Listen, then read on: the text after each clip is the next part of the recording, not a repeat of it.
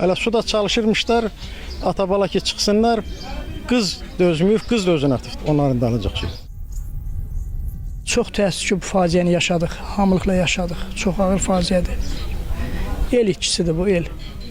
Ağdam rayonunun Xaçın-Dərbənd kəndində baş verən hadisə bütün kənd sakinlərini dərindən sarsıdıb.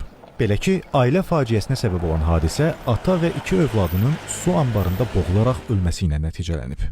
Uşaqların universitetə girməyinə görə sevinirdi. Sevinə aparıb gəzməyə.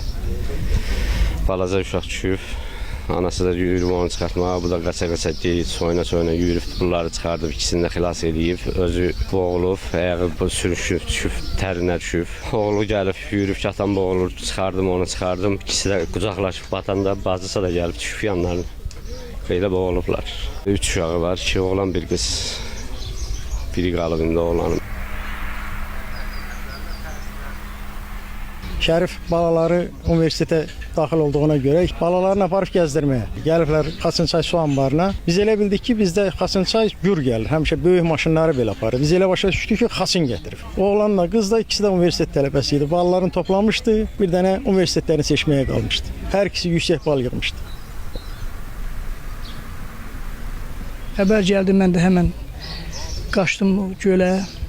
Mən çatanda artıq ata-bala çarpmışdılar, o qız evladımızı çıxardılar. İnanın ki, mən çox pis hala qaldım. Nəinki mən, bütün insanlar pis hala qaldı. Bu faciə hamımızı sarsıtdı. Bunu eşitmək, bunu qəbul etmək çox çətindir. Bu ailə faciəsi hamımızın faciəmizdir. Qeyd edək ki, iyulun 4-də 41 yaşlı Şərif İskəndərov, oğlu 18 yaşlı Tunar və qızı 17 yaşlı Fidan Xaçınçay su anbarında boğularaq dünyasını dəyişib.